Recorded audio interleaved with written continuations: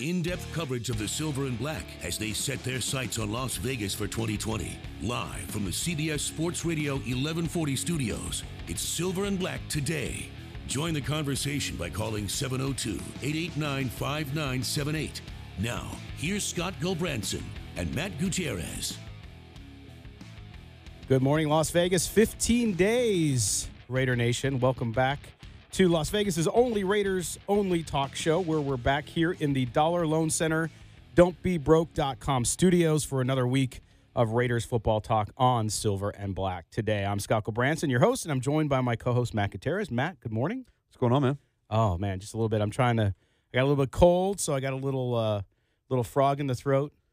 Yeah, it's hello. It sounds there. familiar. I know. So, man, I tell you what, I'm sure like me, everybody else in this room, you drive by the stadium site a lot. Oh, crazy. Man, it's coming out of the ground. It's close to 100 feet in the air already now, and you can see where the opening's going to be on that north side, that northeast almost kind of end zone. Right. That's going to look out onto the strip.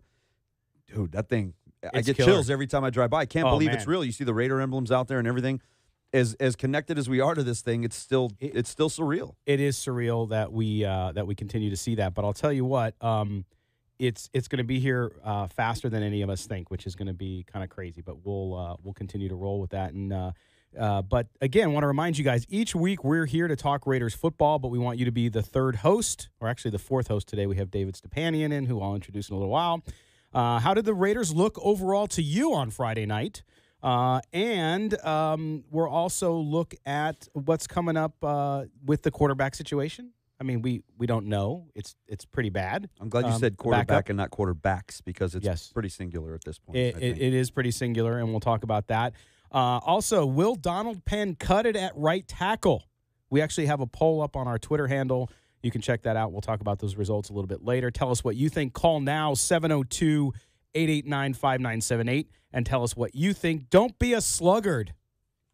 I try to introduce new words every week. A sluggard, look it up, dictionary.com. Call us at 702-889-5978. A reminder, we are streaming today's show on Facebook, YouTube, and Periscope. So make sure if you want to watch us, you can do that. You can also interact with us on Twitter, our individual handles, which are easy to find. Also, Silver Black, the number 2 day, Silver Black Today on Twitter. We'll take your questions and more. So let's look at today's show. The first hour of the show, we're going to focus on the game that was. We're going to deep dive and see what we learned from the 13-6 win over the Packers.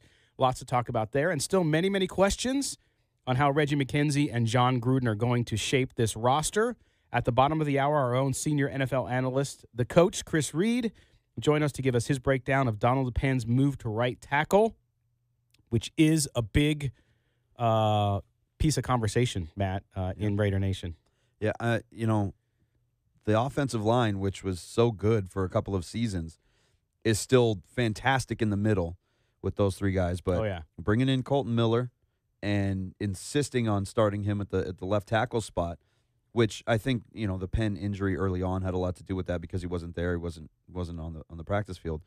But having him start at that left spot almost gives you a little bit of freedom to be able to move Donald Penn to that right side. Correct. As long as he can do the job. Well, and they've both struggled, and we'll talk a little bit about that and about the game and get everybody's opinion. It's very, again, as in everything with Raider Nation is polarizing, and that is no different. So we'll talk to Chris about then. In the second hour at 9:15, we'll reach out on the attorney Michael Troiano Newsmaker line and talk to Seahawks sideline reporter for Root Sports Northwest and KIRO, K-I-R-O Radio, Jen Mueller. She'll fill us in on this year's Seattle team, including how former Raiders great Seabass Sebastian Janikowski is doing in his new home, as well as their new defensive coordinator, Ken Norton Jr. You remember that name? Still kicking bombs, man. Still kicking bombs. Yeah, big one. And what Raiders fans can expect this week, and also in October when the two teams meet at Wembley Stadium in London. Also in the second hour, the Silver and Black Today's quarterback, Matt Gutierrez, will again lead his Audible segment. Matt picks a wild card subject each week at his discretion, and we'll discuss and get your views on the subject. So pick up the phone in the second hour to get in on the dog pile. Matt, we got a preview on what your Audible's on today? I'll tell you. It starts with Obi Melifonwu. Ah, the former. Well, I guess he's still technically a Raider. You'll never see him He on the cleared field again. No, Yeah. he cleared waivers, and they're going to pay him $2.5 million. You've seen him on the field up to this point. So. But we'll close out the show and look ahead ourselves at the Seahawks game and talk about 3 things we need to see in that last preseason game in Oakland. Now, I want to take this time real quickly. We got a nice letter. We get a lot of interactions with folks from Raider Nation when it comes to the show and the podcast. I thought you were going to say hate mail for a minute. We get that too occasionally. But that's all that's going on. So we're gonna talk about a letter we received because I really like this one, and this is from Eric in the Bay Area. We're withholding his last name just to give him some privacy. But here's what he said. He said, "Dear Scott and the rest of the crew at Silver and Black today, I'm a lifelong Raider fan, and I'm an avid listener of your podcast and show. I grew up with the Raiders as my home team in L.A. in the 80s and 90s. David Stepanian, right? Same as you. Oh, yeah. And then I went on to spend most of my adult life on the East Coast, but as of 2016, live in the Bay Area. Of course, I'm disappointed the Raiders are moving to Las Vegas. However, because my fandom began while the Raiders were displaced in L.A., and then because I bounced around the U.S. before settling in the Bay Area in 2016, I've long been accustomed to supporting the Raiders from a distance, so notwithstanding the pending move to Las Vegas, my support for the Raiders will not waver." Okay? So far, so good. However, I'm sad on behalf of Oakland natives who are losing their team for an unprecedented second time. On top of that, I had some serious reservations about Las Vegas as a city to support the Raiders. In my view, Las Vegas does not have a very large population, and much of its success attributed to its thriving tourism industry, which depends on transient population. I was worried that there wouldn't be much in the way of local foundational grassroots fan base in Las Vegas for the Raiders, for example. My concern was that the local casinos would buy all the tickets and comp them out to visiting guests, and the Raiders wouldn't have a home field advantage. In short, I believe that Las Vegas would not be suitable home for the Raiders and that there would be very little local support. I started listening to your excellent podcast recently. The content is smart, insightful, well-produced, and Silver and Black today has become my go-to source for Raiders information. You and your organization are doing great work. When I found out that your organization was based in Las Vegas, it made me even happier. It pleases me to know that there is indeed a local fan base in Las Vegas, one that will foster and support the Raiders organization when it relocates. As much as I'm no longer worried about the move to Las Vegas, I can see now that the Raiders are going to a good home and I trust that you and people like you are going to take great care of them. Thank you so much for all that you do, and please keep up the good work, Eric, up in the Bay Area." You know, I talk about this on Sports Adrenaline a lot. The Golden Knights have kind of helped open up the eyes of the world, if you will, to what kind of community Las Vegas has. Yeah. I don't think people fully understood that there are actual people living here. It's not just the Las Vegas Strip, that there is a community here that is the same as any other community. That, you know, that there's strip malls and grocery stores, and it's a big suburb is essentially what Vegas is from mountain to mountain. And there are phenomenal sports fans in this city, and probably some of the most knowledgeable sports fans that you'll find anywhere in the country because of the sports gambling aspect. Not that you have to go and bet on sports all the time, but when the lines are in front of you all the time, you tend to pay attention to things more. Sure. You're watching a midweek baseball game that maybe nobody cares about. You're paying attention to a December basketball game that nobody cares about. You're a little more engaged with things just on a day-to-day basis. People didn't understand that. They didn't realize that, yeah, it's a transient community, but these people all came from somewhere, most places that absolutely love sports. Yeah, and Matt, it didn't help that there were detractors, and I get it. You know, if you're in Oakland and you're one of those Bay Area folks, you're not happy that they were coming to Las Vegas, but that's changed now. Now, David Stepanian, bringing us in, he's our correspondent here. David, you grew up in L.A. with the Raiders, and now you went to Las Vegas to go to school. Tell people what you think about the Raider base of fans here in Las Vegas. There's actually a few points I wanted to touch on this. Oh, look at that. But no, it's one of my favorite questions to be asked from a visitor to Vegas is, what hotel do you live in? You know, just people, and that's it's amazing that's still out there, that stigma. When I was in high school, about 10 years ago, I would get this question so often. I worked at the food court at the Monte Carlo at Haagen-Dazs, and so many people, oh, what floor do you live on? Oh, that's his nickname now, Scoop. Jabberwockies. Scoop, thanks. Jabberwockies, like, oh, they have residency, they live here. Like that's I got that question so many times. Back then, I would say there were a lot of Broncos fans. I remember here in Vegas, and we got Broncos home games. Remember on CBS? Thank God, not anymore. But there were. I knew a lot of Broncos fans out here in Vegas, which is understandable. I mean, it is the Mountain West, I would call it. Correct. But no, there's always been a thriving Raiders fan base, and it's more present now than it's ever been before. And I always felt, growing up in L.A. and being at the Coliseum last week for that Rams-Raiders games, the L.A. fans are going to travel out here too. They certainly have not forgotten about the Raiders. And I saw so many L.A. Raiders T-shirts, L.A. Raiders hats, Howie Long jerseys, Bo Jackson, Marcus Allen. I saw so much L.A. Raider gear, and hey, Vegas is a lot closer than Oakland, so they're going to travel, and I'm not worried at all about the. No, and it's really interesting because I continue to see more and more Raiders stuff. Obviously as the team comes closer, the merchandise, but also fans. You just notice now that they're coming here. You just know, like maybe I was blind to it before, but I just see a lot of it, a lot more than I had anticipated. Yeah, I mean, I'm born and raised a Raiders fan my whole life. Obviously, born and raised Vegas, so I've been part of that culture, if you will, here in this city my entire life. When I was younger, before I had kids, my wife and I would go to Raider bars so that we could watch every single game before, you had the NFL package and all that. We'd go watch games at Raider bars around town, and there was a handful of them.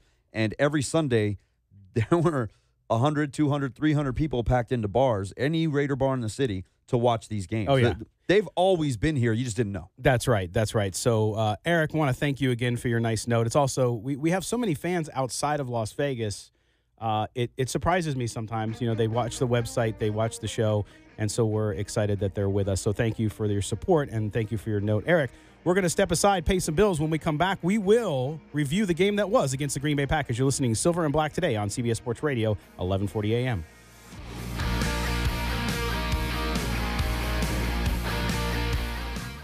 Las Vegas's original.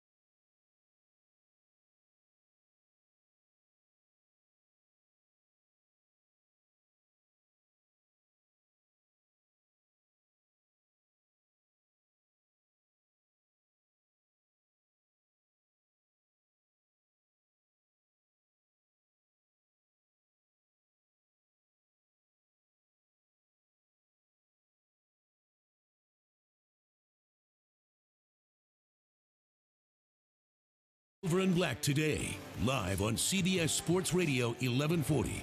Here's your host, Scott Gulbranson. Welcome back, everybody. And I just learned something earth-shattering to me. I thought I could do things. Like, I thought I was talented at stuff and that I was pretty self-sufficient. Then I learned, Matt Gutierrez just told me that he cuts his own hair. Now we'll bring Matt on here in a second, because I want to understand how does one cut. How does it look? I kind of want to see it. Yeah, I want to see this process. How do you explain to me how you cut your own hair? Like, real quickly to the process. You ever heard the term, like, eyes in the back of your head? Well, there you go. That's by the way, we always talk about your hair, and you can actually see it today. If you're streaming us on Facebook or YouTube, Periscope, you can see it.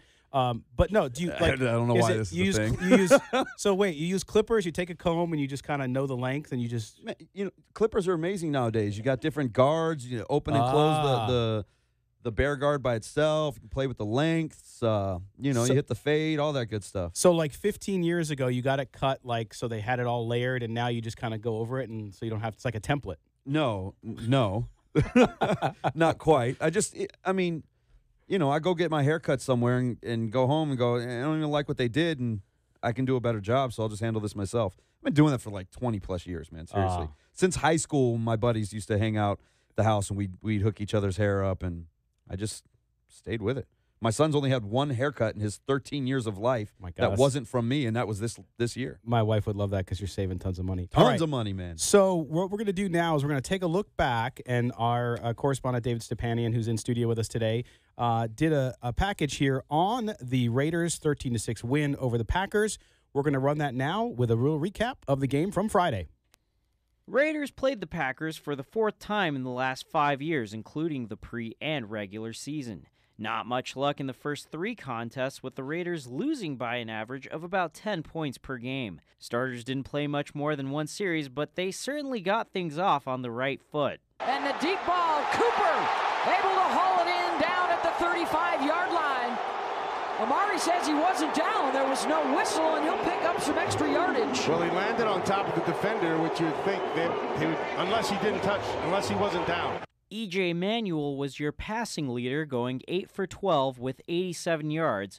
But it was Chris Warren who shined yet again with 15 carries for 54 yards and a touchdown. Looking for a third down conversion, and they'll get it. Chris Warren tumbling down inside the 15-yard line and a 10-yard run. Jordy Nelson played his first game against his former team, who were without most of their starters, including Aaron Rodgers.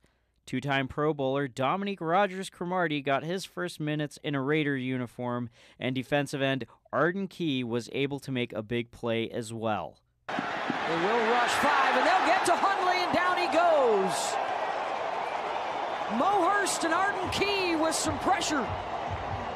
Though it wasn't the prettiest win, Coach John Gruden was happy to get a win at home to improve the Raiders' preseason record to 2-1.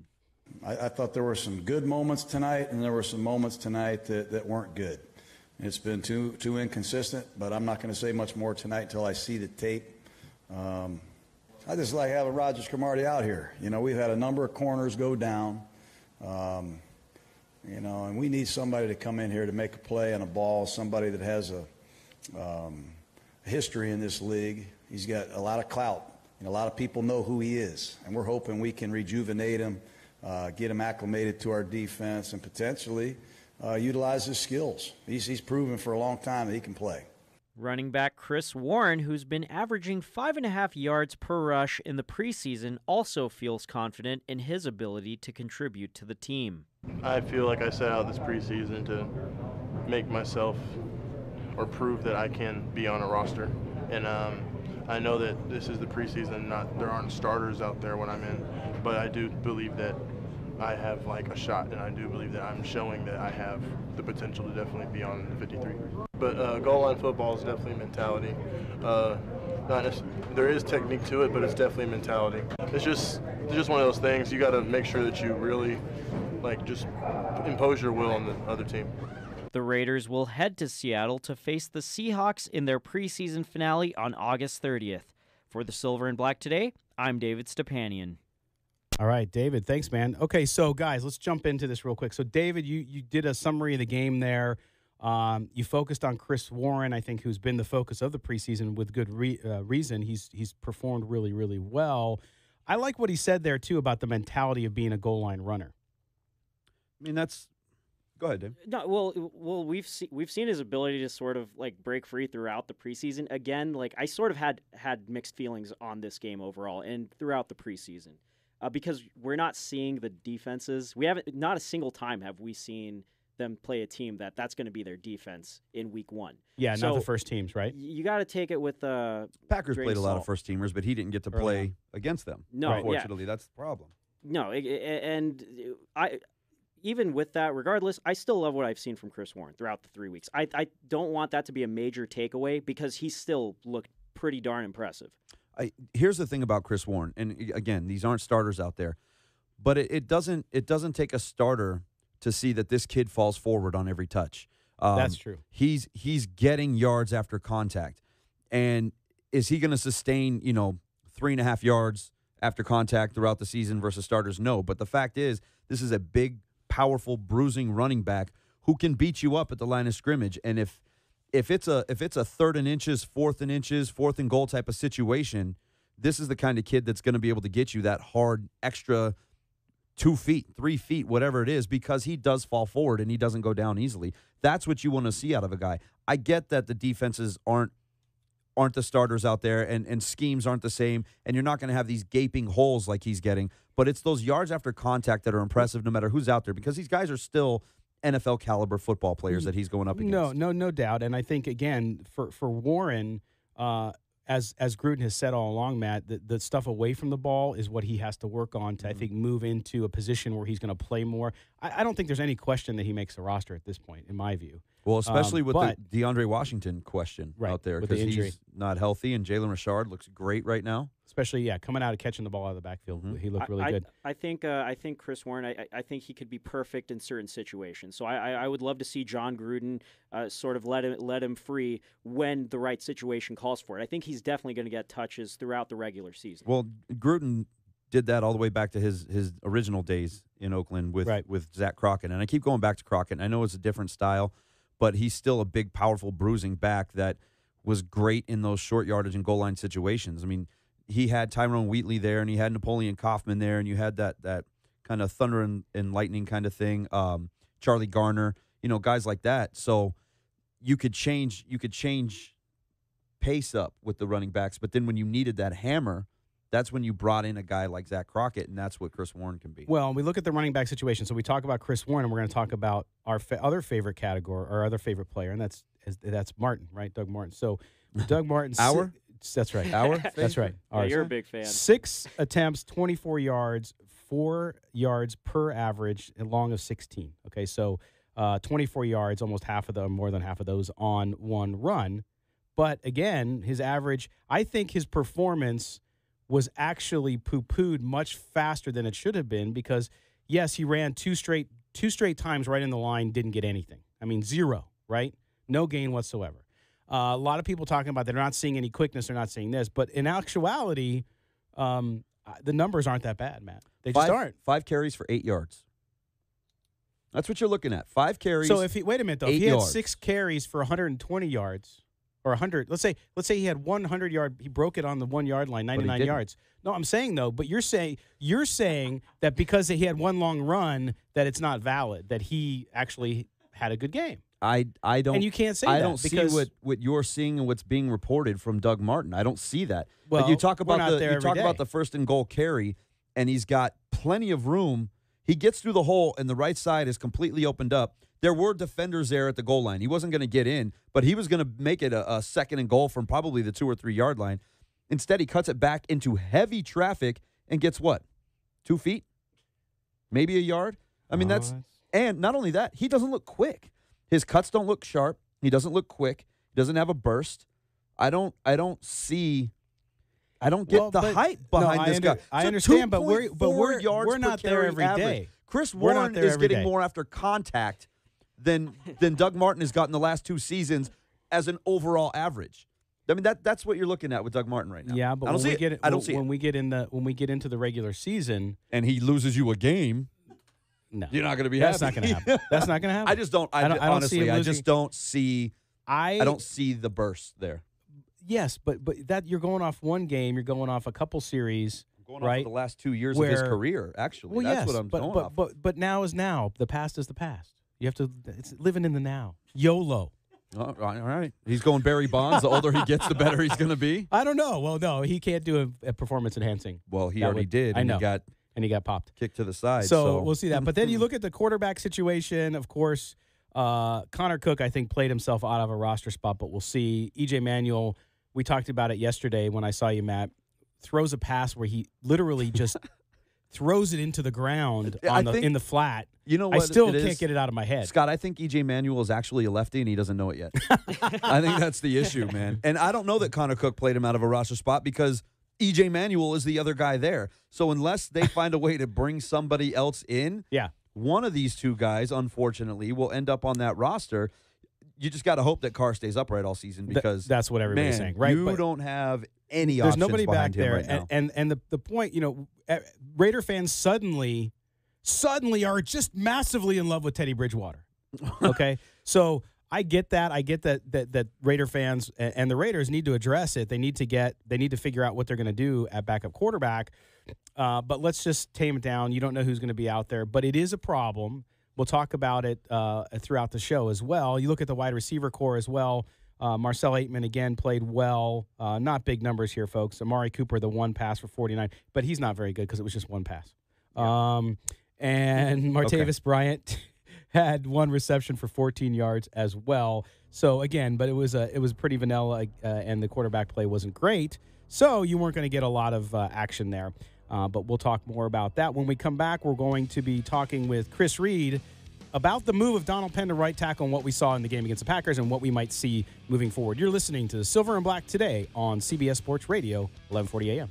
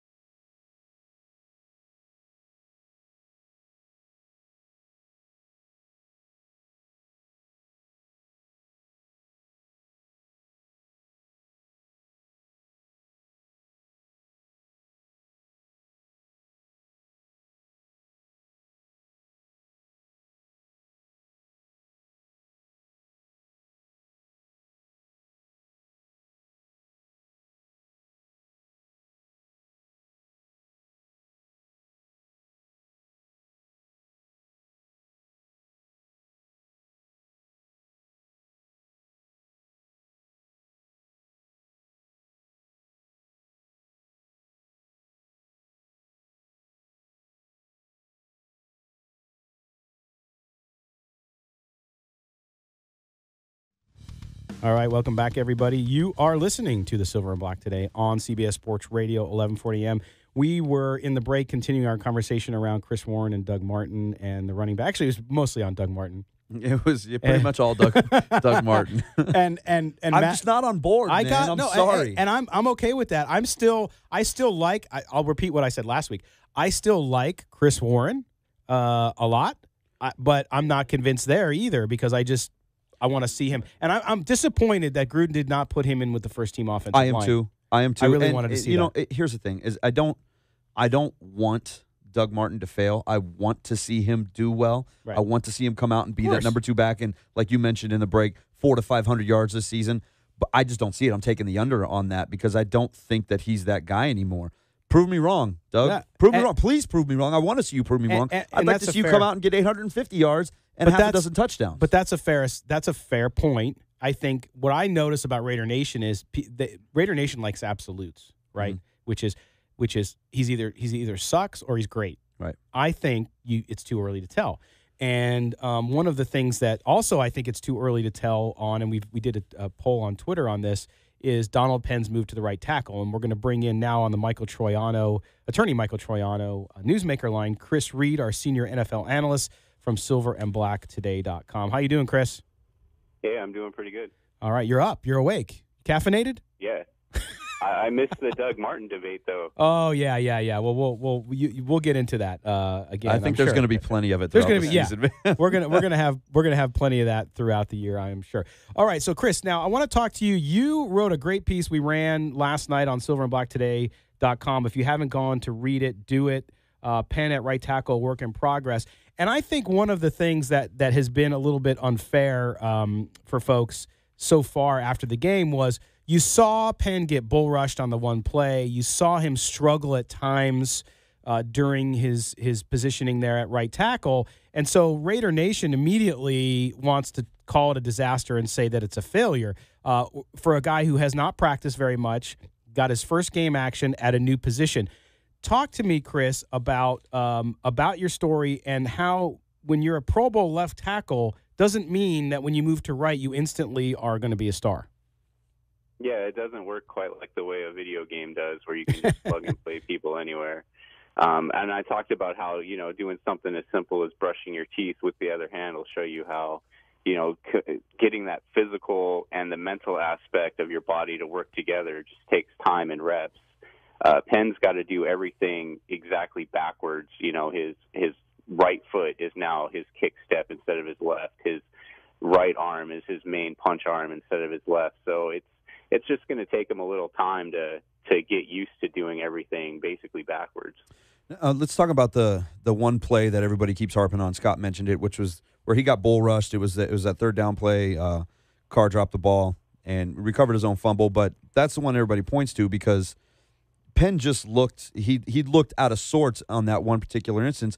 But Penn is not a guy generally that's going to get bull rushed. Once he gets his feet underneath him, it almost looked like he was kind of nursing the foot a little bit, maybe trying to see what kind of pressure, what kind of weight he could put on it with that kind of push. He's played the position before. I think he's going to settle in. I don't think it's going to be the disaster that everybody thinks it's going to be. No, when you look at the play, you can tell from the very beginning he's a bit off balance. Mm-hmm. And so getting hit with a bull rush in that moment was just like the worst case scenario. He didn't set an anchor very well. And again, it's just going back to him getting used to doing it, in a reverse position. It's just going to take some time, and there's plenty of things you can do from a game planning standpoint and a personnel grouping standpoint to kind of minimize the exposure while you get – Penn, you have to look at as basically a rookie right tackle right now. So you got two rookie tackles you're going to have to kind of help out for a while. That's comforting when you have that quarterback back there, especially with the. I think the learning curve though for Penn is a little. Yeah, it'll be a little. Yeah. We're talking to Chris Reed, the senior NFL analyst at silverandblacktoday.com. Now, Chris, you wrote this in your story from last night. You said, quote, "It's unrealistic to think Penn will simply start lining up at right tackle and perform as well as he did on the other side." Which we've talked about. And then you said Gruden will game plan accordingly. Talk about what you mean by game plan accordingly. For those folks who don't know the X's and O's as much, they're just fans like most of us are. What do you mean by game plan? What can Gruden do to help make sure that Penn can ease into that position and really get strong and confident? Well, you can attack a defense without, constantly going 5 wide receiver sets and putting your tackles on islands. The first play of the game to Amari Cooper, really stands out, where you can have, 21 personnel run a play action and still get a shot down the field. And it's also a perfect example because they run a fake ISO, and there's a pretty big gap between Colton Miller and Osemele, and Miller's guys able to beat him to the inside, get some pressure on Carr, and it affects the throw. Well, if Lynch would have just chipped as he's going through that hole, Carr would have been able to step up and hit Amari in stride, and that probably ends in a touchdown. So there's plenty of things you can do to still attack down the field. It doesn't have to be, quick slants and drag routes. You can still get down the field and protect your quarterback at the same time. Yeah, I'm thinking you're going to see a lot of coverages rolled certain ways, or a lot of protections rolled certain ways. I think you're going to see a little more of Carr getting outside, a little more bootleg style. The play action, I think, is going to be huge. But yeah, I mean, you can go double tight to that left side if you feel like Miller's going to need some help or he's getting eaten up by some of these pass rushers. There's so many things you can do to help out. Basically, give those guys some assistance on the outside, and like you mentioned, not put them on an island. Right. Now, Chris, and I think both guys struggled because they're both learning to play their position at this point. Chris, earlier in the week you did a story too. We're going to shift gears here for the rest of the time with you, and that is to talk about wide receiver. Now, John Gruden has called out his wide receivers repeatedly to say, look, he needs somebody to step up in that number 3 spot. Everybody expected it to be Martavis Bryant after the trade of a 3rd-round pick for him. That has not happened yet. The whole White Tiger story, or was it White Tiger? Yeah, White Tiger, not White Lion. White Lion was an 80s hair metal band, sorry. And so we're in that position. We look at these guys. You talked about the guys that you like on the roster so far. At this point, seeing what we saw the other night and the offense not really performing up to what people would want with the backup quarterbacks, where do you see that wide receiver battle? Who at this point has impressed you the most, and who is the odd man out most likely to be left outside the 53-man roster? Oh, well, the guys that I've got making it are Amari Cooper, Jordy Nelson, Martavis Bryant, Ryan Switzer. I had Griff Whalen, but he did get injured. It sounds like his X-rays came back negative. If he doesn't end up being healthy, I'd say Dwayne Harris would take his spot. He had that 70-yard return in that game. And I think they're going to keep Marcel Aitman. He hasn't really flashed a lot in preseason, but he's a guy that really fits what they want to do, and he's just going to get better as he learns to use his size. Yeah, is Aitman going to be – so you're thinking he's going to make the roster, or is he going to be a practice squad guy? I think they could stash him on practice squad. I don't think he's flashed enough that somebody would necessarily steal him, but I think they're going to want to hold on to him. I think he fits what they want to do. Yeah, I really like Marcel Aitman. I liked him before the draft as one of the targets for the Raiders, just based solely on his size. I mean, kind of a Andre Holmes style in size, not the speed that Holmes had, but I think a better overall football player than what you got out of Andre Holmes. Big question mark, Seth Roberts. I think he's the biggest enigma there because, I mean, he's only targeted once in this game against the Packers. He's had so many problems hanging onto the ball. It always seemed to come up roses whenever he caught a touchdown. The Raiders would win the game, but I don't think he's the type of guy that you can count on going into a season to help you win games. Chris, does Seth Roberts have trade value? I think that everybody in the league knows they're going to get rid of him, so I don't think anybody would. I saw a report by Vic Tafur that they were trying to trade him during the draft, and also on Saturday you have the mini free agency where the rosters are getting cut down, so the people will have plenty of options to bring in a wide receiver for free. Yeah, Switzer and Whalen to me are obviously similar players, right? Switzer came in. I was really excited that they signed him. I haven't seen much there either. But again, kickoffs. People talk about kickoff returners and how it's a good investment to get somebody who can do it. I just don't see it much anymore because of the rules of kicking in the league. You just can't. And I think Dwayne Harris is that guy. Yeah, most likely he'll be the one in the return game. Yeah, that's unfortunate about Whalen because he has looked good, and it's funny because that was Tony's guy, right? But when he first got signed, that was his guy. And I didn't think he had a shot at making it. And then you get into preseason and camps, and he's looking good. But it's unfortunate that he got hurt, but Ryan Switzer will step up and he'll fill that role just fine.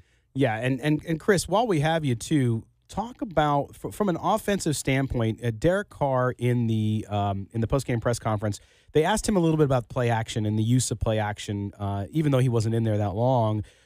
Seeing how this offense has run so far, how big of a boom is that going to be for not only Carr but the rest of the offense in general? Just the way that they're moving the ball around and moving the quarterback around.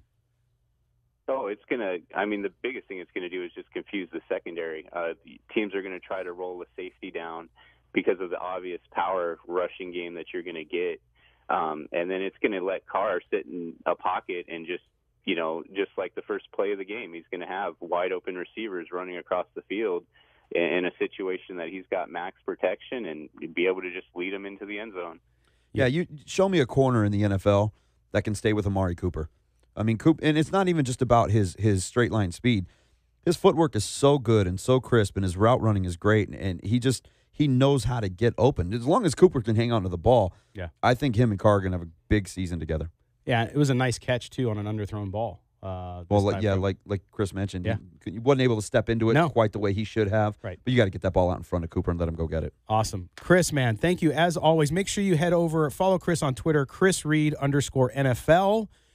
Check out his stuff on silverandblacktoday.com. I think he's the best in the business without question. Chris, man, thanks again. We'll talk to you real soon. Yeah, talk to you guys later. All right, that was Chris Reed, senior NFL analyst at silverandblacktoday.com. We are going to step aside. When we come back, we'll continue our conversation on players that impressed us during the Packers game. You're listening to Silver and Black Today on CBS Sports Radio, 1140 a.m.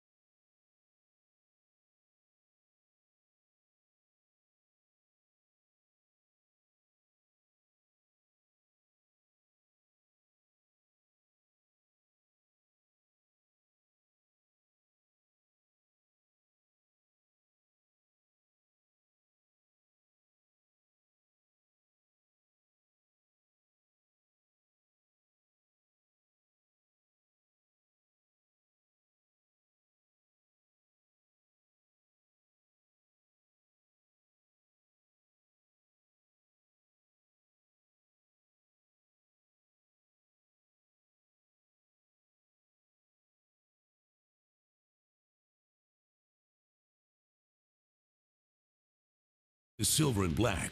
Call us at 702-889-5978. Here's Matt Gutierrez and your host, Scott Gulbranson, on CBS Sports Radio 1140 AM. Yes. Welcome back, everybody. We are silverandblacktoday.com. Silver and Black Today show on CBS Sports Radio 1140 AM. I am Scott Gulbranson. He is Matt Gutierrez next to me. And David Stepanian also joins us in studio as well. All right, so let's finish up this next segment here, guys, and talk a little bit about the game that was too. We talk about the quarterback situation in the offense. If you look at the offensive possessions for the Raiders, right? So we look at first quarter, Carr goes down. They should have gotten down there. They had a first and goal, couldn't punch it in, end up getting the field goal. Okay. I blame Doug Martin for that. Yes, it's all Doug Martin's fault. And so is Khalil Mack holding out. So he was going to be the blocking fullback on that play. Then you look at the rest of that going into the third quarter. Actually, here's the next possessions: punt, interception, punt, missed field goal, punt, end of half, punt, fumble. All I heard was Cook, Manuel, Cook, Manuel, yes. Cook, Manuel. I mean, that's what that comes down to. Yes. You have nobody running the team. And they got into the red zone just 3 times. And if you look at some of the team statistics, third down efficiency was at 47%, which is actually better than I thought it would be with as bad as they looked. Here's one thing that I have a concern on. I know this will probably be the only time we talk about it unless something drastic happens. Punting. Okay, get Johnny Townsend out of Florida. Really impressive young kid. Not punting that great. No, not yet. I mean,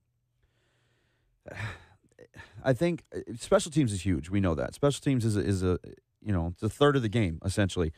I think too much goes into a lot of times when you have a big leg like Marquette King had, where he can really boot it. I don't know that extra 5 yards from time to time makes that big of a difference. I mean, I have to go through and look at numbers, but when you're talking about the 20-yard line or the 23-yard line or the 18-yard line, I don't know that there's a huge difference there. Where it comes in is being able to pin teams down on the 1, 2, 3-yard line, somewhere in there where you can really back guys up against the goal line. And I don't think we've seen that from him yet. He hasn't had enough control of the ball, I guess would be the best way to put it, as a punter. No, he's struggled. I thought he did a little bit better against the Packers, but a 37 average, not so good. I feel like where we were strong so many years ago was our kicking game, and it's sort of like I'm heading into the season not so confident. You know what, though? How many games did Shane Leckler and Sebastian Janikowski win for the Raiders as far as having great seasons? Because they were largely there for the worst stretch in Raiders history. Yeah, they were great. Unfortunately. Hall of Fame caliber at their position, but it's not like they were, helping the team go to 12-4 records every year. I remember some of those years being so bad that in fantasy football, I wanted to draft Janikowski because I knew that's the only way. I took him every year just because. Do you guys remember when Lane Kiffin had him kick a 76-yarder? Lane Kiffin's such a clown show. And he had the distance. Clown. He had the distance. He almost nailed a 76-yarder. That shows you what kind of head coach Lane Kiffin is. He got fired a few days after that, I think. With good reason. They shouldn't have let him get it. He shouldn't have gone to the locker room. Oh, they're on their own 45-yard line going for a field goal. They should have left Kiffin on the 50. Just stay there. Just don't come back here anymore. You're done. Now, one of the players that really jumped out on Friday night was Fadol Brown. Had a great game. Here's a guy who really is fighting for his job and fighting for a roster spot, and he showed up. Now, we'll talk about Arden Key in a second because that's the sexy one. That's everyone's talking about that, and that's Matt's guy. I have Doug Martin. You have Arden Key. How's that? I think I'm going to win this battle, though. So, but Brown really had a good game, and he showed me his motor. And after the game, in his comments, he said, "Listen, last year the coaches didn't really play me the way that I could be played. This year they're using me in a role that I feel like I can succeed in, and that's a huge deal." Well, I mean, how many times have we heard that now from different guys that they weren't in the right position to excel, right? I mean, you look at Bruce Irvin, who has had a great career up to this point, and then you put him in a position last year where he's got to play standing up and going backwards and in coverage, when this is a guy who clearly excels with his hand in the dirt, coming off the edge, getting after the quarterback. So, it's not always about where you're drafted or what type of team you're going to. It's often about scheme and how you fit into certain things and the way that they use you that helps you succeed in the NFL. And if Brown can get into a scheme like it seems he is now, where he can succeed, I think he's going to be a solid player. That's right. And of course, Arden Key. So we'll talk about that as well. Key, again, sometimes statistics can be misleading. We were talking about that earlier. But you look at the way he played, that first step that he had, the way he created disruption on that line, going against, by the way, Pro Bowl left tackle for the Green Bay Packers. And so he is creating havoc there. Then you add in P.J. Hall, you add in Mo Hurst, who again performed. I mean, they've been consistent. And to me, this is huge for this team because it's been so long since the Raiders had to push up the middle. Now they got cornerbacks and safeties who are actually playing the ball well, okay? And so now the defense is starting to work together, something we haven't seen in quite a while. Yeah, and you look at the kind of push that they were able to generate in this game, and that's without Bruce Irvin and Khalil Mack out there. So that shows you the depth already. They're going to have some cuts on this team that are going to be really hard for fans to deal with, I think, because this defensive line looks really good. It looks like you have some legitimate football players out there that could end up being Pro Bowl selections throughout their career. P.J. Hall is just motor, man. He just goes all the time. Arden Key, I feel like he was so disappointed in himself after his showing in the Rams game. And did you just see how pumped up and excited he was after that sack? I mean, that was huge just for his confidence. That was a huge confidence booster for him going into this fourth week of the preseason, going into the regular season. It was huge because he has so many expectations built on him. And when you have a bad showing like he did against the Rams, and now you've sort of fulfilled something for yourself. Correct. And it's something that you can look positive. Well, I'm just so excited about that whole defensive front. Then you add in Irvin, and if you can get to be good, and Mack will be back for the first game. Averaging at 11, allowing 11.5 points per game in the preseason. It's incredible. It's incredible, but to me, when they're all together, rotating those rookie guys in with the veterans that are doing well as too.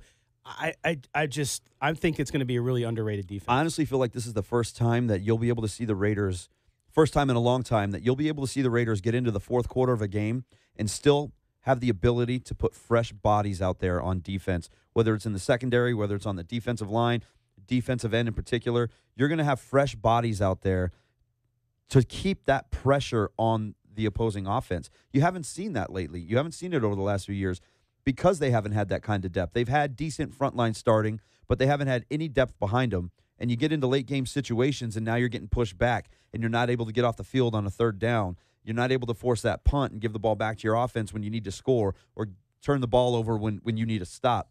Now I think you're going to be able to see a lot more of that.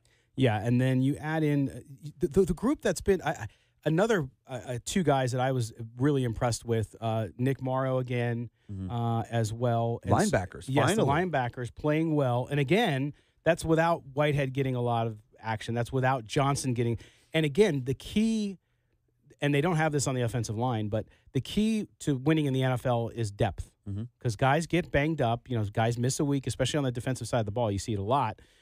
So to have that depth, to add Rogers Cromartie in the defensive backfield, I mean, big get right there. I think underrated. So too. I think so too. And so to me, the way the Raiders are putting together their team for this year and the depth that is there is going to be big for them as they go down the line. Talk about a little bit of the offensive depth or lack thereof when we come back, but I think it's finally flipped. You see a lot more on the defense now than you did on the offense. That's right.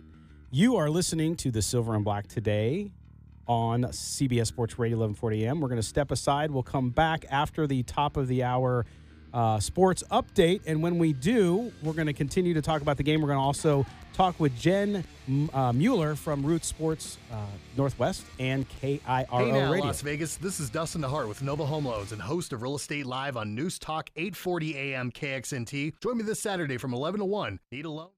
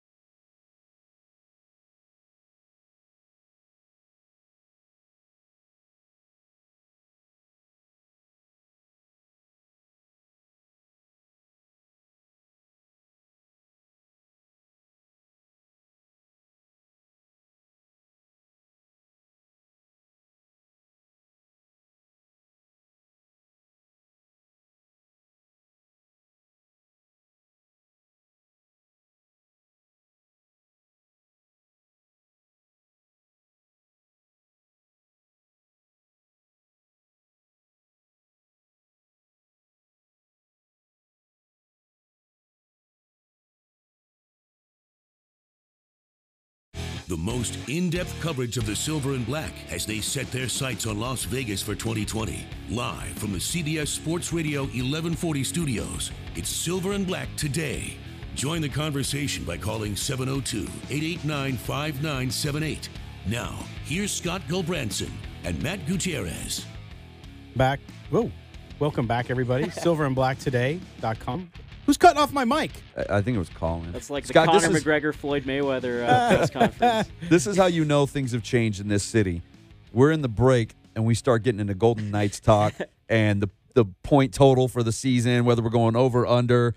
I mean, hockey talk as we're getting ready for the football season. I'll tell you what, 94.5 points is pretty bad for a team that's 8-1 to win the Stanley Cup at that same sports book. So of course people are going to take the over. Take the over. What? Stepanian's getting all into the gaming stuff here. That's what I'm about, man. That's what I'm about, man. You got to talk more about gaming here, I believe. I think we got to add an extra element. Yeah, I got too many kids. I don't have money to bet. Yeah. But I do have to tell you guys this story because Matt, last week we started off the show and you were talking about your son's killer goal in hockey. Oh, you should have seen his goal yesterday. Sorry. Oh, and another one. Yeah. But this is, as your kids grow, your kids are still pretty young. I have one that's a senior in college. So your parenting changes a little bit. And we get a call from my daughter yesterday, who we've always taught our kids, when you have a credit card, okay, pay it off every month. Mm-hmm. Don't ever leave a balance. So she calls, and she had a little bit of a balance, no big deal, because she's pretty smart about her money. But she has a balance. She's like, "Did you know they charge you interest?" Yes. This is a college student who is in honors, has been amazing academically, right? Very proud of her. But it was a great lesson. It was like, hey, yes, that's how they make money. They don't want you to pay your bill every month. I'm guessing which is she's why not a we finance told you. major? No, she's a business major. Oh, well. Absolutely. Yeah. She paid her own way to school through scholarships. I love it. That's awesome. So, but anyway, yeah, so that was fun. Credit cards. Yeah. Now, guys, scary stuff. We talked about earlier the Donald Penn move to right tackle. We did put a poll up on Twitter, and we asked folks out there, you and Raider Nation, are you at all worried about the ability of Donald Penn to move to right tackle for the 2018 season? The choices were no, give him time. Yes, it's a disaster, which is very much Raider Nation-like, and too early to tell. The sky is falling. Yes, and after 160 votes or so, we have 51% say it's too early to tell, which I agree. 33% say no, give him time, and 16% think the world is ending. Yes, it's a disaster. Well, it's not a Raider Nation answer. No, it was actually only 16. pretty positive. Well, we have smart listeners on the show. Yes, we do. Here's my question: Who on this roster, who that will end up on the 53-man roster, is a better option than Donald Penn at the right tackle spot? I don't think you can find somebody. I don't think Teddy there's Bridgewater. a single. Can he block? I don't think there's a single person on this roster that gives you a better shot at right tackle than Donald Penn does. And I know he's not a natural fit there, but he has played there from time to time in his career. He is very capable of making that position change. He's a smart veteran offensive lineman. He is an all-pro. There's no reason to think that he can't pick this up. And he's, again, the best lineman on this roster. And I love Chris Reed's analogy, which is imagine trying to brush your teeth with the other hand. Right.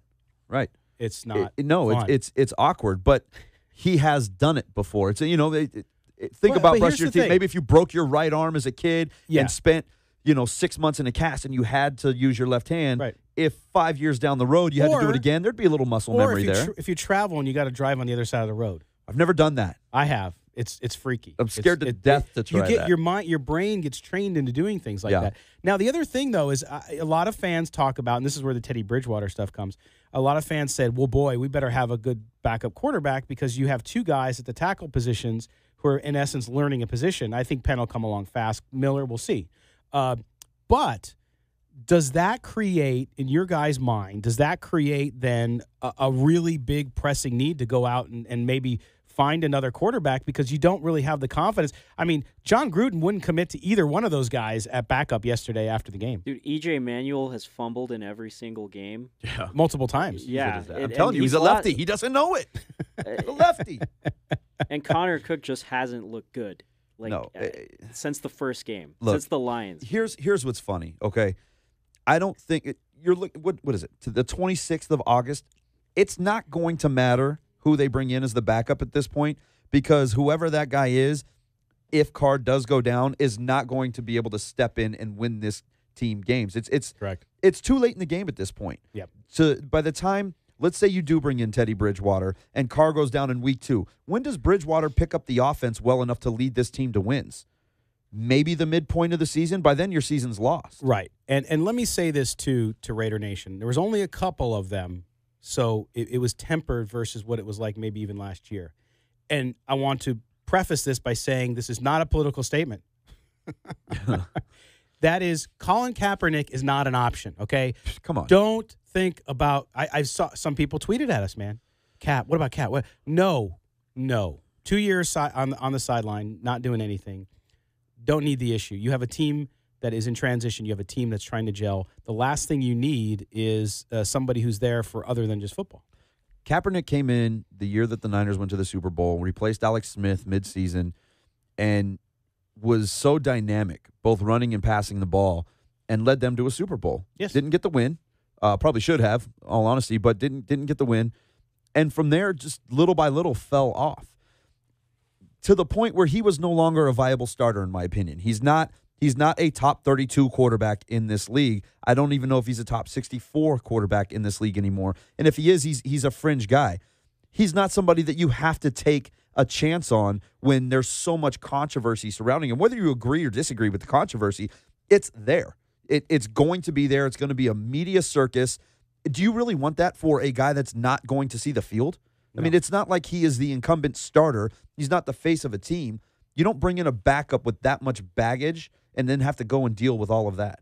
No, and so I think they need to look at options because depending on where they decide to do, at this point, it's E.J. Manuel right now as your number 2. It has to be just because.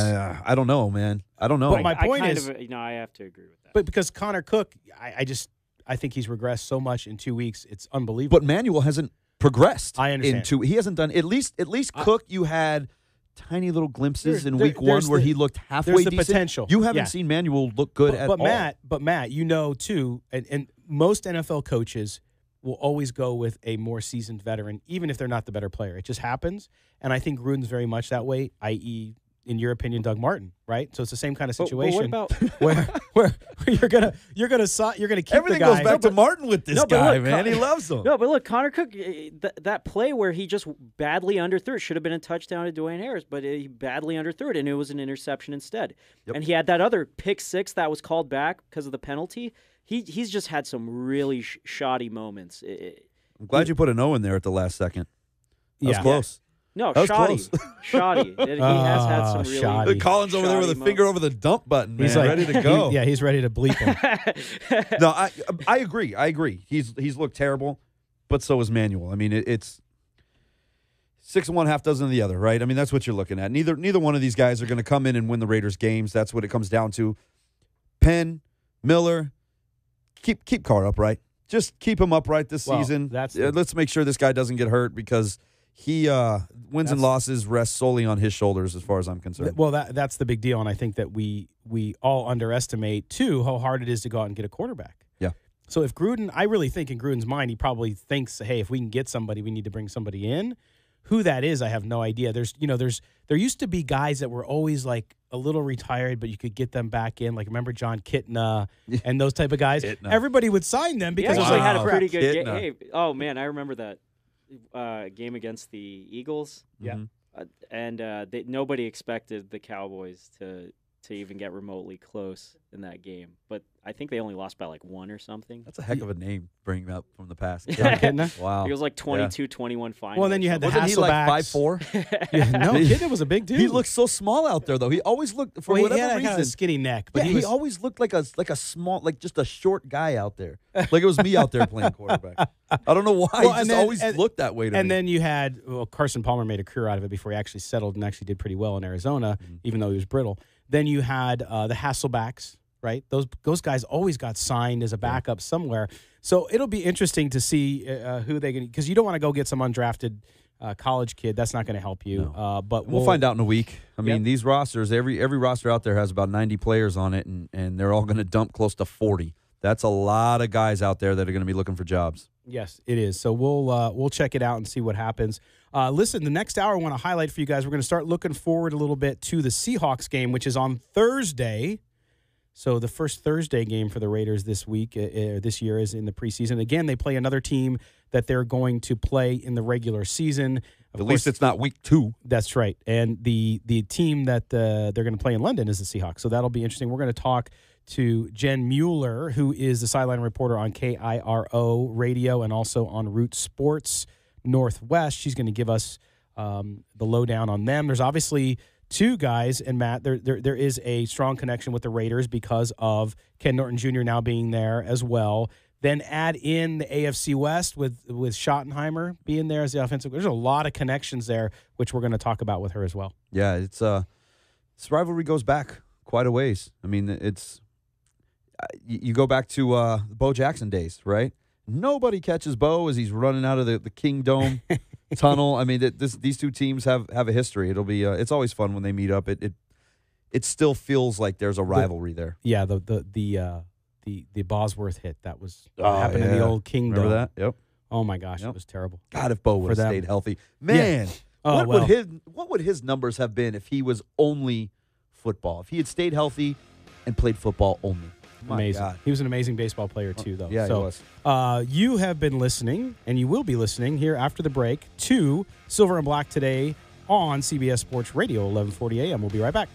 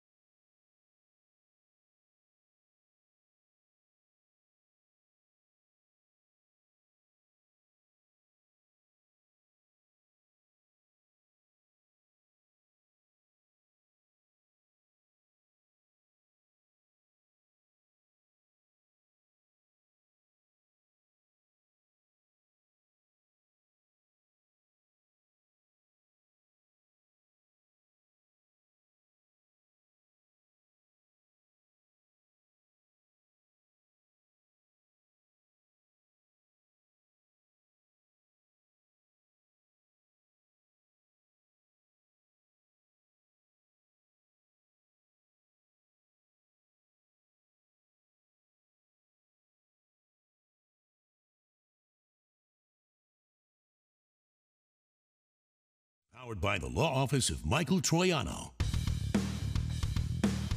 Hey, this is Rodney Hudson. You're listening to Silver and Black today.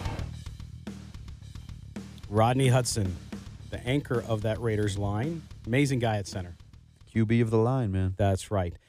We are back here on the Silver and Black today on CBS Sports Radio 1140 AM in Las Vegas. Now we go out again on the attorney Michael Troiano newsmaker line, and we bring in Root Sports and KIRO personality, I should say. She is the sideline reporter for the Seahawks and also does in-game for the Seattle Mariners. So she's living like my dream, two sports. She's a two-sports star like Bo Jackson. And Jen Mueller. And Jen is also an author. So her latest book, The Influential Conversationalist, Conversation Skills That Develop Leadership Potential, is available now. I suggest you pick it up on Amazon.com. She's here to talk about the Seahawks. Jen, how you doing this morning? I am doing well. And you know what? If I thought of myself as Bo Jackson during this time of year, I think I would be better off. I usually just feel like I'm losing my mind trying to figure out if we're talking about, points or touchdowns or runs or DL, IR. I feel like I'm going crazy. But actually, I'm just Bo Jackson.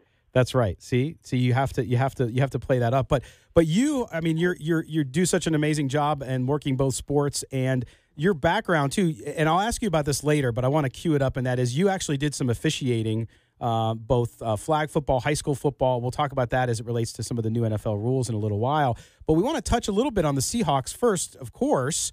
And we know how much Seahawks fans love the Raiders. But there's lots of changes this year for the Seahawks. I mean, you look at the coaching staff changes, offensive coordinator, defensive coordinator, vets like Sherman, Bennett gone. How has it come together in this camp and then preseason with all of these new pieces, new systems under Pete Carroll? Yeah, you know what? I think that sometimes people hear the word change and they assume it's going to be bad. And I know that for our fan base in Seattle and for all the 12s, it's hard when you don't have some of those recognizable names like Michael Bennett and Richard Sherman and Cam Chancellor. But, when it comes to the change that happened on defense, that transition actually happened in the middle of last year. When Sherm got injured, when Cam got injured, when Cliff Averill was no longer able to play. So they have already kind of started that from a personnel standpoint. When you bring Ken Norton back in, who you're familiar with in Oakland, it's a new old face, right? He had been with his team before, so it's been pretty easy for him to come back in and gel and really to play to the strength of that defense. He is a more aggressive play caller, having been a former linebacker. The strength of the Seahawks defense right now is its linebackers and Bobby Wagner and KJ Wright, so I think that that's a positive. On the offensive side, you change offensive coordinators, both in Darrell Bevell and Tom Cable, who's now in Oakland, and I think that it's just a different voice. For as talented and as great as those guys were, sometimes you just need a different person to deliver the message. Also, with Tom Cable, it's the zone blocking scheme that Seattle had used quite a bit in the last few years. Now they've gone to more of a power scheme, which should help out. So overall, I think the change is positive, and I don't think that it's been a hard adjustment for most of these guys. Jen, Matt Gutierrez here. You talked about Ken Norton Jr. being an aggressive play caller and having that linebacker mentality there, but he lost favor in Oakland because he wasn't aggressive enough, because he tended to his defenses tended to sit back a little bit and be more reactionary instead of going forward. How much influence do you think he had on the Raiders defense versus how much Jack Del Rio actually had on that defense? Because if you go back to even Denver, Del Rio had a defense there that looked like it could be great and was always just really good, and then he leaves and Wade Phillips takes over, and that's the best defense we've seen in years. Is that the situation where Newton Jr. Del Rio had too much influence, and now you'll really get to see what Ken Norton Jr. can do? Without knowing Jack Del Rio personally, I'm wondering if part of it just isn't Ken Norton Jr. not having grown fully into that role. Because he talked to us about that a couple of weeks ago, about needing to go away. He and Pete Carroll have worked together so often and so long, going back to their days at SC, going back to Norton's playing days, that I think he said he needed to get away, make his own mistakes, come up with his own answers to questions, and kind of go through that process on his own. I think his time in Oakland was a growth process for him. And so he's not going to push the envelope with a coach that he doesn't have the same relationship with as Pete Carroll. But his relationship with Pete is different. who's going to play it a little bit safer. Norton as a linebacker is going to be a little bit more aggressive. I don't know if there's fault to give in Oakland, but I do think that there's a comfort level in Seattle and a chance for Ken to really grow into who he is as a play caller and a defensive coordinator. Yeah, and Jen, we're talking to Jen Mueller from KIRO Radio up in Seattle and Root Sports Northwest. She is an in-game reporter for both the Seahawks and the Seattle Mariners. Jen, one of the big issues, and I have a good friend here in Las Vegas, Philip Wiseman. I want to give him a shout-out. He lives and dies with the Seahawks, and the one thing I always hear him talk about for the last few years has been that offensive line. And the reason that you've seen Russell Wilson get hurt sometimes and really take a beating. Now at left tackle, you have Dwayne Brown, obviously a Pro Bowler. Justin Britt, solid in the center there. The right tackle position has been an issue for the Seahawks. You bring in DJ Fulker now. How is that working out? And does it look like that unit's going to gel and be much better than it has been in the past? Yeah, and here's what I'm going to say, because I've said it in Seattle, and so it would be disingenuous if I didn't say it to a larger audience base. I think that the conversation around the offensive line at a national level for the Seahawks is, quite honestly, quite lazy. Because the conversation that's happened in the offseason, they have not accounted for the pieces that you have just said. You cannot have a bad offensive line when you have left tackle, when you have a Pro Bowler at left tackle in Dwayne Brown. You bring in DJ Fluker at right guard. He had a tremendous trap block on Friday night against the Vikings. He is a large man that blocks out the sun.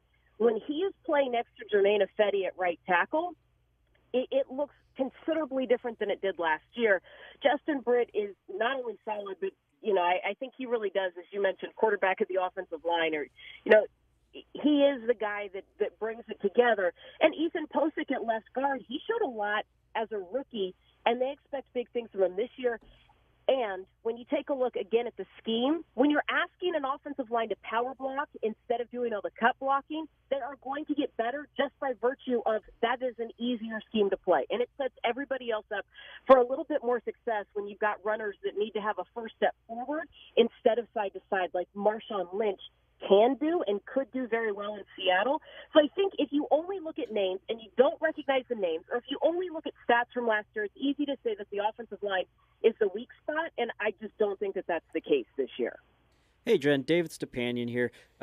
It's been over 15 years since the Seahawks left the AFC West. Now, I grew up in L.A., and I remember not being too fond of the Seahawks when they both played in the AFC West. Now, is there still, it's been a long time, but is there still any sort of animosity? I mean, the Raiders are playing the Seahawks twice. We got a game coming up this weekend, October 14th in London. Is there any sort of animosity remaining between these two teams? I think that because they're the Raiders, there's got to be animosity between them and every other team they play. When I first came into the Seahawks organization as their sideline reporter, the only place I would not wear a Seahawks logoed shirt on the sidelines was with Raiders fans, because I didn't know what they were going to do. Now, I would say this. I think that Raiders fans are among the best in football. I do watch myself a little bit more there than any place else. But, yeah, I mean, for those who've been lifetime Seahawks fans, absolutely there is still something there. I don't think among current players it feels the same. I think you would probably pick like the 49ers or the Rams as being more of their, from player to player kind of rivalry. But sure, it's fun. I'm going to be very curious to see what happens when we go to London and play. I have no idea what that fan base is going to be like. I don't know how many Raiders fans have bought tickets. I know Seahawks fans are super stoked about it, but that's going to add a new element and dimension to the rivalry. Well, Jen, they call it Raider Nation for a reason. When you get out to London, you're going to see just how well those guys travel. Every time they go, whether it's Mexico City, London, wherever, and they're everywhere. But you talked about current players. Seahawks have a current player that spent his entire career in Oakland, Sebastian Janikowski. How do you like having this guy? He's a fun guy. I've been around him a bunch up in Oakland. Fun guy to be around. What have you seen from Jano up there? And you saw the other day kicking bombs still. Yeah, I love Sebastian Janikowski. And I will be honest, I waited a few weeks. I wanted to feel him out. I didn't want to just jump in his face and introduce myself. But I've watched him the last couple of weeks in our meal room on the road. So I go down and I usually get breakfast, sit by myself, have a cup of coffee. And I've noticed that he does the same thing on the opposite side of the room, and he and I are the only ones that pick up a copy of the newspaper and read the newspaper because he and I are the same age. We're both 40. And I mentioned this to him on the sideline the other day when I finally, introduced myself after, we kind of gave each other the looks on the sideline of, hey, why are you in my space? Why are you in my space sort of thing. He is awesome. And he was giving Michael Dixon, our new punter, a hard time for never reading the newspaper. And so I feel like we have already bonded. And when I mentioned, hey, look, I'll stay out of your way when you're kicking on the sidelines. You don't have to worry about me. He goes, I'm not going to be the one that's kicking on the sidelines. I'm too old. I'm going to save my legs, for when it really counts. He's not one to warm up much. Sense of humor. Yeah. Yeah. But how about that? He doesn't need to warm up much, and he's still kicking balls. Yeah. Amazing. I really appreciate him already. Well, Jen, Jen Mueller, Jen Mueller from KIRO Radio and Root Sports Northwest. She is the sideline reporter for the Seattle Seahawks. Want to appreciate that. Also, again, make sure she's an accomplished author and speaker, so make sure you check out her book, The Influential Conversationalist, Conversation Skills That Develop Leadership Potential. Really cool because you use sports to get people to talk to other folks and advance their career, so we appreciate that. And, Jen, we'll have you on closer to the October 14th game. We really appreciate you taking the time today. Sounds great. Talk to you guys soon. All right, take care. Jen Mueller again from KIRO Radio and Root Sports Northwest. When we come back, we're going to be calling our audible with Matt Gutierrez. He'll walk you through that. You're listening to Silver and Black Today on CBS Sports Radio, 1140 a.m.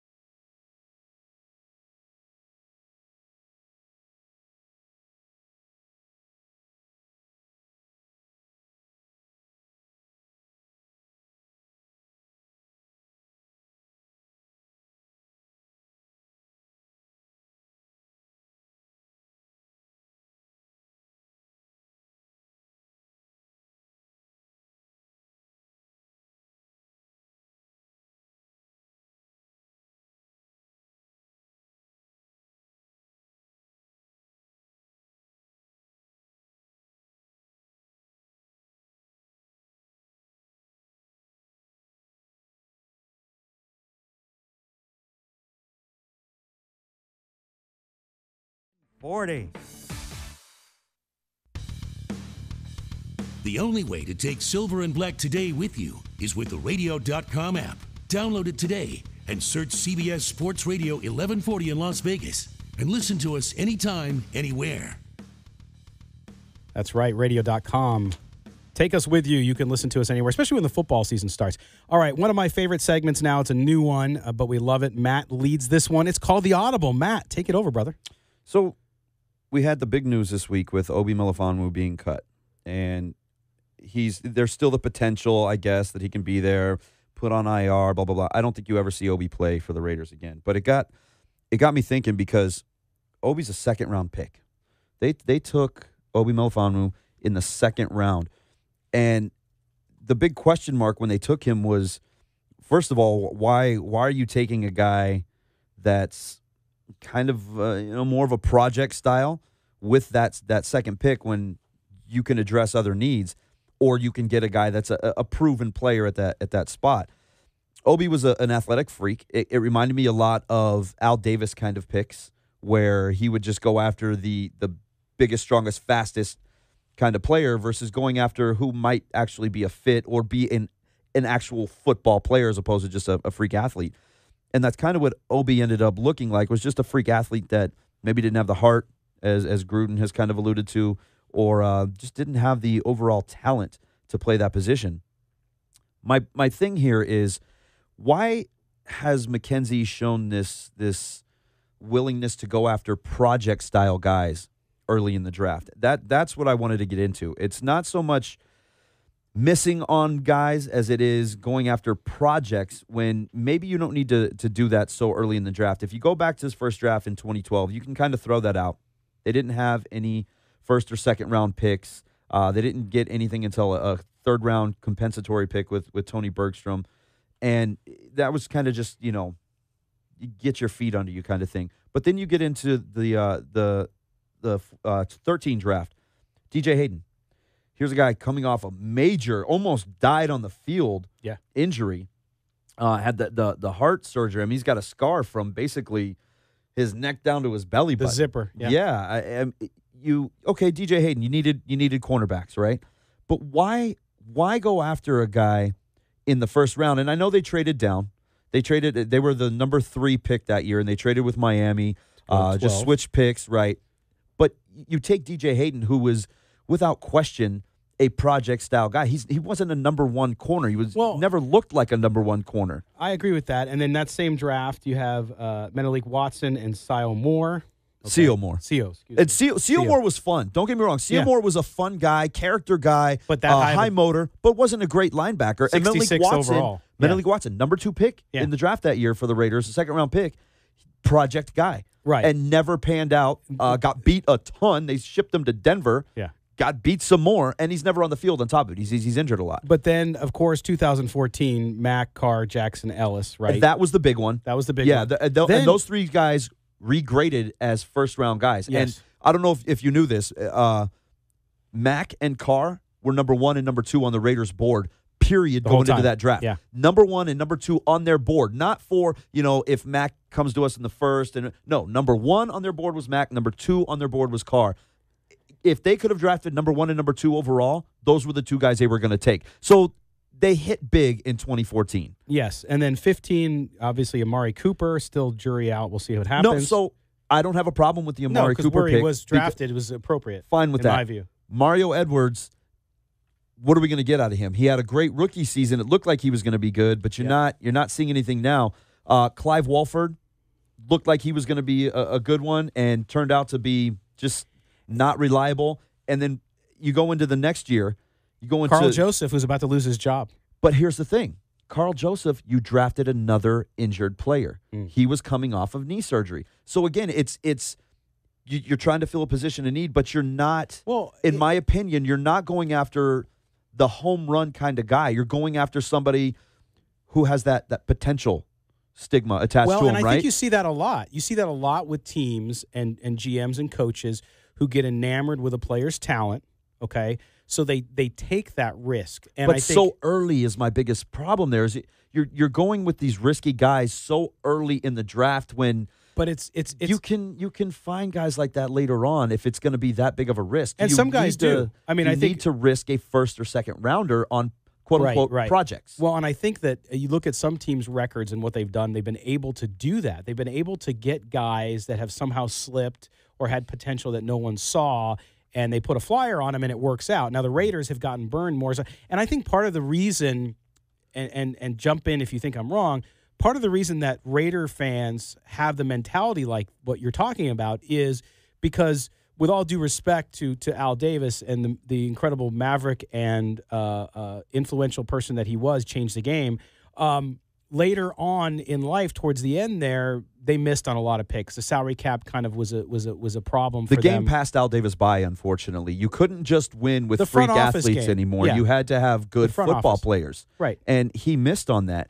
When you go to 17, we talked about Obi in the second round. Gary and Connolly, now, I have no problem with that pick. I don't think anybody really did because he actually slipped in the draft because of the rape allegations that were levied against him, and you know that went away. Obviously, he was not even ended up being charged, but that I thought was a good pick. But then you go to Obi in round 2, again a project guy, and then you go to Eddie Vanderdoes, again another guy coming off of injury, weight issues in college. You got to question his motor. Can't stay on the field. Exactly. Okay, if he lives up to potential, great. But again, it's another questionable guy, right? And then you go into this year. Here's where I think things shift. Now you have John Gruden in there. You saw the Colton Miller pick look like, okay, this is seems like it's a wasted pick for a first rounder. He's going to be a project. He might not even play left tackle for the first couple of years. Obviously, they knew more about the Penn situation than we did. Yeah. I think they planned on moving Penn to the right side the entire time. And Colton Miller is going to be the starting left tackle, which is what you want out of a first-round pick. You want him to come in and make an impact right away. That's what you're going to get out of Colton Miller. And I think this draft, they did a phenomenal job, and I have to wonder how much of that is the John Gruden offense. Is John Gruden influence, excuse me, is John Gruden being there now working along with Reggie McKenzie a better dynamic? Is that going to help McKenzie find better Matt, you've seen talent overall? There's influential media members out there who continue to say that it's not going to work long term because no matter what they say, they call Reggie now like a shadow, or excuse me, they call Gruden the shadow GM, right?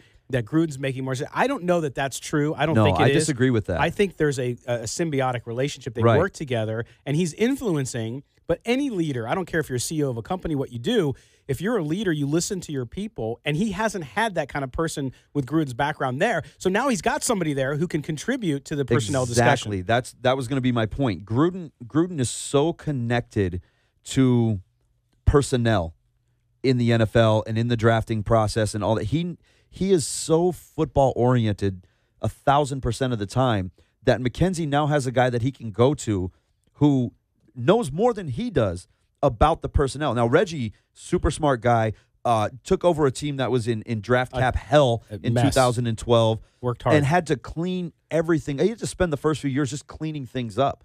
But look at the guys he brought in, like Charles Woodson, like Justin Tuck, leaders that could come in and fill holes when he needed them to while he built up through the draft.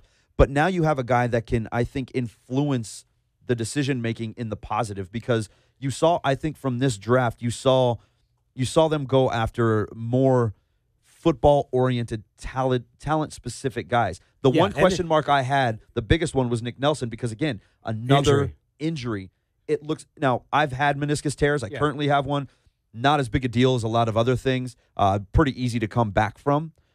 But it was still that red flag, like, oh, my gosh, another injury guy. He was fourth round after you already selected 4 guys in the first 3 rounds. Right. Not quite as risky because you had a lot of you picks. let him slip a little bit. Now, I agree with that. And I also think that you have to look at the complex system, right? So Will, one of our listeners and viewers on YouTube, said this. He said, look, the Gruden system is complex. It takes time to learn. And I think that's why we started off the conversation today talking about Donald Penn and how I thought it was unfair that people were saying, oh, it's going to be a disaster. You have to do it. Same thing with Colton Miller. He's not only a rookie, but he's learning a complex system with zone blocking, all this other stuff.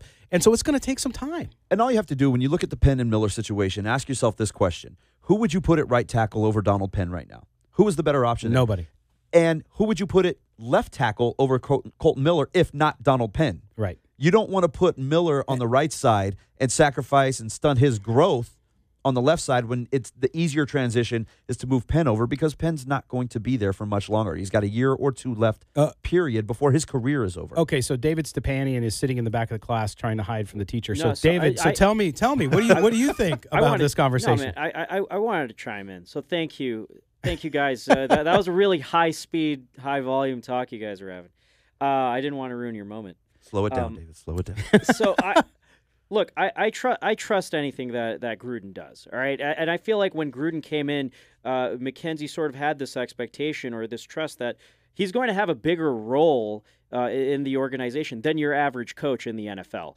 And if Gruden wants to move Penn to right tackle, I feel like exactly what Matt said. It's going to be an easier adjustment, and Penn doesn't have much longer in his career.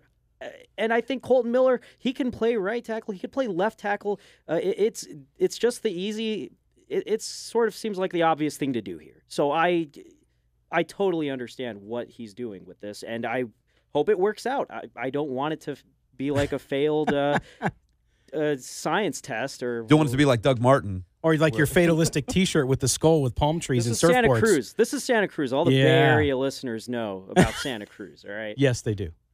That's one of my favorite beaches in the world. By the way. It's a beautiful shout out beach. to Santa Cruz. Are there a lot of great whites up there? There are. There's a lot of whale watching going on. There's a lot of sharks up there. Santa Cruz, the banana slugs, right? All right, Matt Gutierrez, thank you for the Audible segment. Awesome. We're going to step aside, pay some more bills, and when we come back, we'll close out the show with discussion of what we want to see in the next and final preseason game for the Raiders. You're listening to Silver and Black today on CBS Sports Radio, 1140 a.m.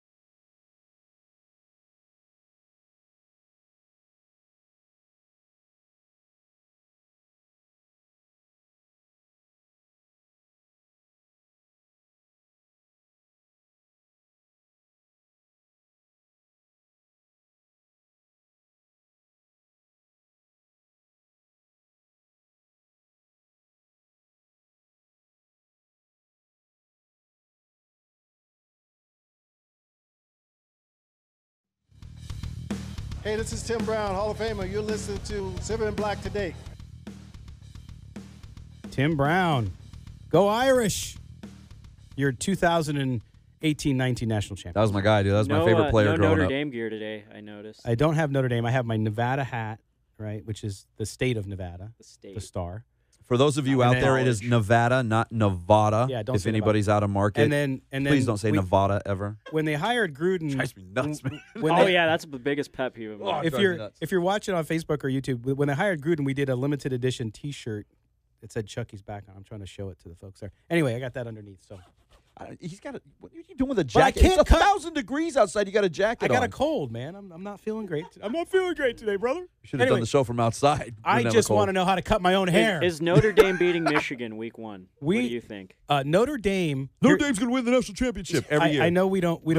No, I know we don't. It sucks that one of those teams are immediately going to be out of the running. Oh my God! After week 1. I'm trying. Hey, I'll tell you what. Notre Dame is going to throttle Michigan. Oh my! And if you look at their schedule the rest of the way, it's very favorable. Here we go. Will they beat Alabama? Will they beat Alabama or Clemson? No. Every year, Notre Dame is going to win the national championship. No, hell no. Thank God we don't have to listen to Lou Holtz talk about it anymore. Oh my gosh! And you know what's great? This is Notre Dame football. They're going to win it all this year. Don't cap on. Come on, Coach it's Lou. The same thing every year, man. I love Coach. It's Lou. like the Cowboys fans. They're always going to the Super Bowl. Yeah, that's the Cowboys. Come on, Jarrah. all the great Raiders who went to Notre Dame. Jarrah. Oh my gosh.